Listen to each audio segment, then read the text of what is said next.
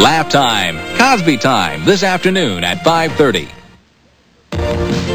Now, live from the studios of 1290 WHIO, your chance to take part in the Miami Valley's only midday radio talk forum. 1290 WHIO and Television 7 proudly present this simulcast segment of the Mike Scinto Show. We're talking to a veteran newsman, and I'm sure you remember the face and certainly the name, and now you're going to remember him for another reason, a show called Crime Watch Tonight. Ike Pappas, thanks so much for joining us today. Thank you, Mike. It's good to continue talking to you. From our Cox Bureau in Washington, he says continue because he has been visiting with us, kind enough to visit with us during the past half hour on the radio portion of the show, and now we're going to share him with you a little bit. What is Crime Watch Tonight, and why should anybody watching right now want to watch it? Well, Crime Watch Tonight will be a nightly broadcast, a nightly newscast on one subject, which will be crime in America, basically. We'll have a couple of stories now and then from overseas that affect this country. But basically, we're going to be telling people what the threat is out there. You know, when people get up in the morning, what's the real news that they want to hear? And I mentioned this earlier to you at the risk of being repetitive. They want to know what the weather is. They want to know what the traffic is. How long will it take me to get to work? Am I going to get rained on? But increasingly, people are saying to themselves, how safe is it going to be for me today? How safe is it going to be walking my dog, jogging in the park? What time should I come home? What subway or freeway should I take? What is happening out there is that more and more we are becoming conscious of the threat of crime in America. Drugs are pervasive. I just did a three-part series for the opening of Crime Watch tonight in September. It'll be on September 11th, starting in Ohio also. I did a three-part series on crack. Crack cocaine is an extraordinarily virulent and pervasive drug in this country. Everybody's doing it. In the countryside, in the cities, it's everywhere. And I'm certainly not all of the citizens in this country, but it's everywhere. That you know, even in some of the smallest communities in this country, we went into some of the rural areas of Iowa and found crack cocaine in towns of 300 people. And more and more, the crime is associated with this drug. And what we're going to tell people is what to be aware of, how to avoid becoming victimized by criminals, what they should do to protect themselves. We're going to be a service broadcast. We are not certainly going to be in the genre of tabloid television, in that it will not be trash. It'll be responsible broadcasting. We're putting together a very strong team of many of them ex-network people. At the head of all of this is Reese Schoenfeld, who put together CNN. And we think that we've got something very good going here. We're talking again to veteran newsman Ike Pappas, who you fell victim to, but obviously toward the end of the radio portion of the show, and I wish the TV audience could have heard it. You said it was not vindication, or you were not you were not trying to do all of this to feel vindicated. But I detected in there a little bit of, hey, I told you so. I did when CBS let you go, as was the case on Black Friday when a lot of people were let go. It's sort of like you want to rub their noses in it, but you don't want to say you're rubbing their noses in it, right? Well, March of 1987 was certainly March 6th was certainly a Black Friday for me and for 215 others. And I said then, fine. I mean, if that's the way it is, that's the way it is. But I'm not going to lay down. I have always been a very direct person in adversity. I go right after it. I go right into it and solve whatever problems I have. I've been in combat. I've been in riots, as you know. I mean, my career has been loaded with those kinds of incidents. And here was another incident that was created not by an outside force, but by my own company, CBS, to which I had devoted 24 years, and felt that this was just another obstacle for me to overcome. I went right at it and decided to do my own television company. I now have established Ike Pappas Network Productions in Washington, D.C. We do documentary forms. We do broadcasting for PBS. We do commercials. We do industrials. We do promotions. And that part of my life is very successful. I've established I'm sorry, go ahead. Go ahead. I've just established my own company right next to CBS News, as a matter of fact, on M Street. And, excuse me, haven't even had to change my parking spot. Before we take a break, I wanted to ask and give people an opportunity to call you. How close is what happened there to what we saw in broadcast news, if you saw that movie? I did see the movie. Some of it was fairly accurate, the way they depicted some of the attitudes in the newsroom. But, you know, Hollywood paints with a very broad brush, and they stereotype. They categorize. Certainly there are some people, like the anchor man that was played by Hurt, and the little producer was almost a stereotype of a very energetic lady in Washington who runs the Dan Rather, formerly the Cronkite Evening News. But those are exaggerations. They aren't. They are not as strong personalities as are painted in the movie. Yes, it gets to be cutthroat at times, and I thought that was depicted quite well. It's a very tough business. It's a tough business on your ego. So you've got to be pretty strong to maintain your equilibrium in the television news business. And you got to have, a lot of people think, a little steel plate in your back in case somebody sneaks up behind you. We're going to take a quick break. For those of you who've watched the news over the years, you recognize Ike Pappas. If you saw Moon over Parador, you say, hey, this guy looks familiar. He was indeed in it with Richard Dreyfuss. Here's how you can talk to him. You can take part in the Mike Scinto Show by calling 457-1290 or toll free anywhere in Ohio, 1-800-345-1290.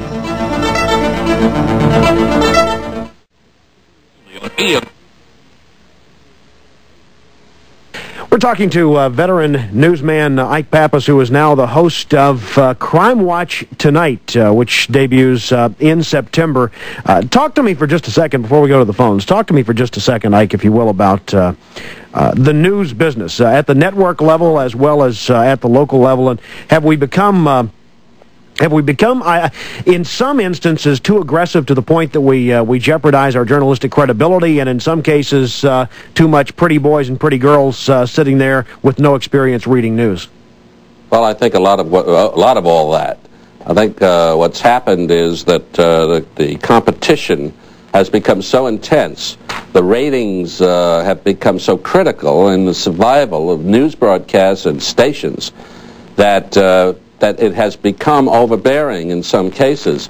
I think that more and more, what's happened is that news people believe that they're the only act in town, that they're the only thing that's happening. It's okay to smash into somebody's life and turn it around and not be responsible for it. I think a lot of that has been happening as a result of the competition that has developed both locally and then on the network level. And I think you saw it earlier than on the local level than on the network level, but I can only speak about the networks right now. In just about 1980 or so, there was a switch in the news business, and news started to pay off. You know, before it was a lost leader for the networks. They would pour millions of dollars into their news divisions because they were the jewels. They could point to, the networks could point to these news divisions and say, those are the best people in the news business. Look at them. Look, doesn't it bring us pride? Isn't it a good public relations thing?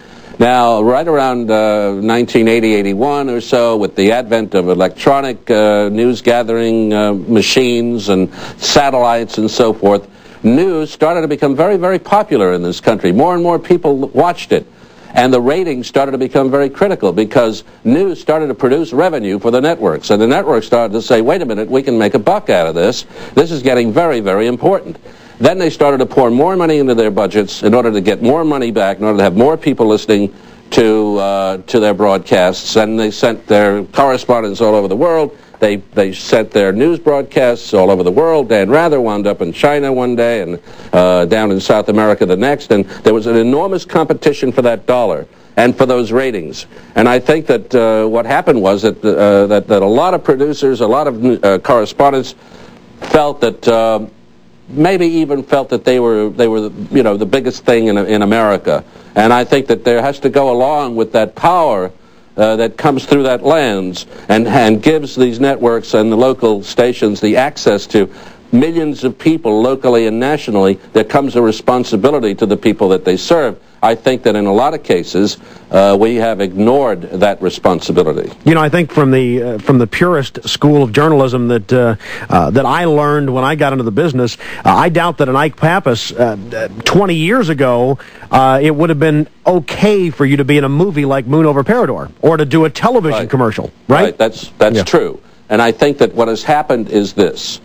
The networks have told, in effect, their employees that money is the bottom line, that integrity, no, they haven't said it in so many words, but they've said, we're making money off of you people, keep making money for us. The corporations have taken over the news divisions. General Electric runs NBC now. Cap Cities runs ABC, and Larry Tisch, formerly with the Lowe's Theaters, and was an insurance executive and so forth, now runs CBS. When he took over CBS, Tisch made it quite clear that he was going to cut expenses, lay off a lot of people, and turn revenue out of news. And I think that gave a lot of people in the news business the idea, well, if he's going to make it, then I ought to make it too.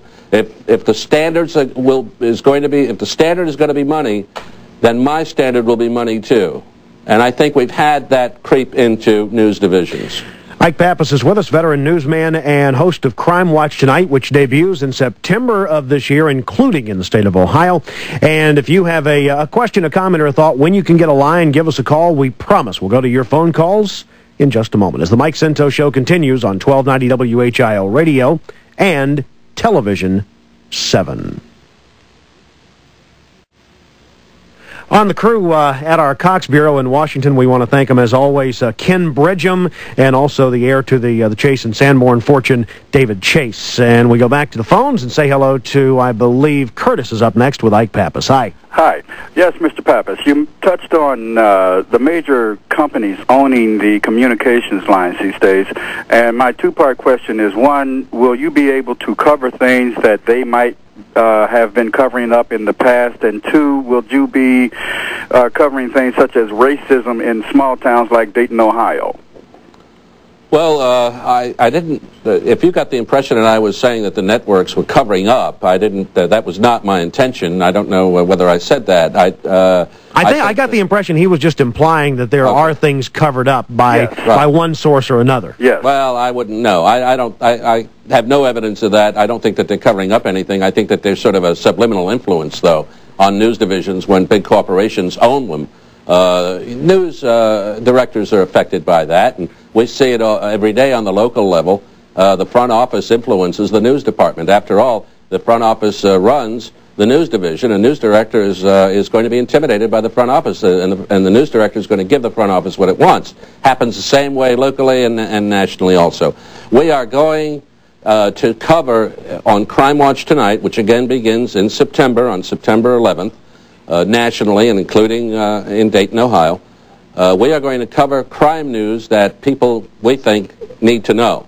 And I think that we're not going to be inhibited in any way. We're going to cover the events as we see them, and we're going to do a very deep and introspective kind of examination of the way crime organizations, that is, law enforcement organizations, are pursuing the big crime organizations. That's one part of it, and doing their job. We're going to try to keep these law enforcement officials honest by reporting on what they're doing. I mean, some of them might not be doing the kinds of jobs that we think they should be doing, and if we report on them, we're going to try to keep them at least doing their job. Number two, racism as it applies in a crime, I would say, would be a subject for us, but racism per se, I don't think is a crime legally. There are certainly anti-discrimination laws, but we're talking about overt crimes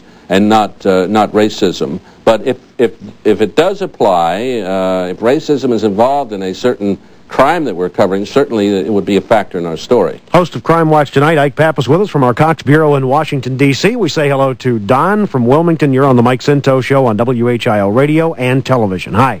Yes, good morning. Good morning. Ike, I have a question. We have a rural problem with drugs, and it's been in our local schools out here. Right.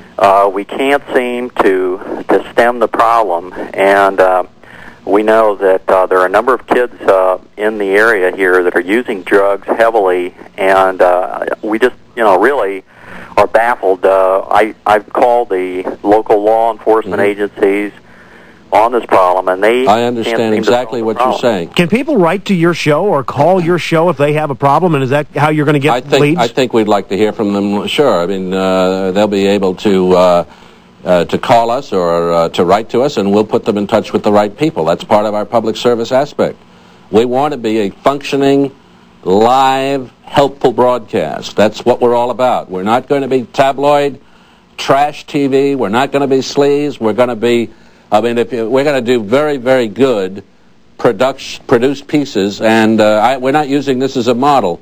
But, 60 Minutes is a form of tabloid television. It has been for years, and I think Don Hewitt, the producer, would admit it. We want to be that kind of responsible broadcast. Now, let me talk a little bit about the drug situation. I just spent about a week and a half, 2 weeks in the Midwest, on the East Coast, and up in New England, doing a 3 or 4 part series on drugs in rural America. There are very, very distraught communities out there that are under siege by crack cocaine. It is, and also something called crank, which is a very, very highly potent form of speed. Those are the 2 drugs that are now the drugs of choice in the rural communities, because there's been so much pressure put on the dealers in the inner cities that they're moving out to this ready market out there in the rural communities. Why is it a ready market? Because the police departments are understaffed. There is a wide area to cover. We're not talking about 2 or 3 city blocks. We're talking about miles and miles of territory to cover. And there's no money. But I'm telling you, I believe that there's help on the way, because I have recently, for this series, interviewed William Bennett, the president's drug czar. If you meet him personally and you talk with him personally, he's a very tough and impressive individual. Ike, if I might interject here, we get an impression out here of Bennett, and we hear things like, in response to a question, they should chop off the heads of drug dealers. I mean, is that totally out of context for Bennett? No, it's not out of context, and I'll tell you, I was leading to the point that what we're going to see in September, on September 5th, is a nationwide crackdown, nationwide effort against drugs that William Bennett is going to lead on behalf of the president. September 5th, he will unveil his national drug policy plan. There's going to be more money for the rural communities. We talked about using the military bases that are being dismantled now as possible prisons and possible detention centers and possible rehabilitation centers. There's going to be more money for treatment, interdiction, education. He's putting the emphasis on education.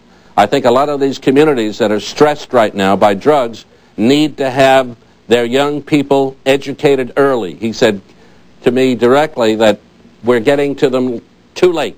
We're getting to them in the latter part of junior high school and high school. It's too late by then. They've got to be told about drugs, probably starting from kindergarten, if they can understand it. And that way you can inculcate in them a feeling of responsibility regarding drug use. Don, thank you. Ike, the message is that help is on the way. Okay. We have to take a quick break. Ike knows what it is when the clock's catching up to you. We'll take a quick break, and we'll be back. Ike Pappas, veteran newsman, with us from the Cox Bureau in Washington, coming to you live from the studios of 1290 WHIO Radio and the facilities of Television 7. Just a couple of precious minutes. I could talk about this kind of thing, crime and covering crime all day long with Ike Pappas. Certainly a fount of knowledge. The host of Crime Watch tonight, and we say hello to Joe. Maybe just a little switch of modes here for a moment. Ike, you alluded to this very thing about the thick of things, supposedly, and I associate your name with a picture on the screen with a guy in fatigues and a microphone speaking from some war-torn area with a lot of shooting going on. Right. So, double question, then I'll hang up. One is, did they pick you for these assignments because you seem so rugged? And could you, if you have time, elaborate on one of the most frightening things you had to report on? Thanks. Got about a minute and a half, Ike. Okay, I'll try to do it. It sounds like the old days. Do it in a minute and a half. First of all, when I got hired, by CBS in 1964, they were building the staff. Vietnam was on the horizon. They needed young, experienced reporters. I had about 5 or 6 years under my belt of national reporting. I was perfect for them. They hired me. They sent me to Vietnam and to about 18 other places where I did the job fast, accurately, and well, as far as I could determine, as far as they could. I was picked because I could deliver news in a very, I suppose, intense environment quickly. That was what I gave them, and they gave me back a heck of a lot, too. Don't misunderstand me. And secondly, when I covered, not for CBS, but for WNEW, the assassination of Lee Harvey Oswald by Jack Ruby, I stood right in front of Jack Ruby as he waited to shoot Lee Harvey Oswald, and I could tell the story for 10 hours. I'll get it down to 10 seconds. Oswald came at me, walking through that basement. I had to squeeze in front of Ruby. I didn't know Ruby was there, but out came Oswald, and he stood just about a few feet from me, and I went forward with my microphone, and I said, "Do you have anything to say in your defense?" Just as I said defense, out came Ruby and put one bullet into him, and I said to myself, if you never say anything ever again into a microphone, do it now, because this is history, and upon these words you'll be judged. And the only thing I could say was what was happening in front of me as a newsman. I reported it. Oswald has been shot. Oswald has been shot. A shot rang out. Now, how's that for brilliant reporting? Brilliant reporting, and right in your 10 seconds, Ike Pappas, I could talk to you all day long. Thank you so much, my friend, for coming on, and we look forward to Crime Watch tonight. A great pleasure to be with you. Thank you. Thank you, sir, from our Cox Bureau in Washington, D.C. Well, I'll tell you, one of those folks you could sit down and talk to. Hey, go out there. It's going to be a hot one today. Please, please, above all else, take care of yourselves and don't overdo it in the heat. We'll see you again tomorrow on the Mike Scinto Show.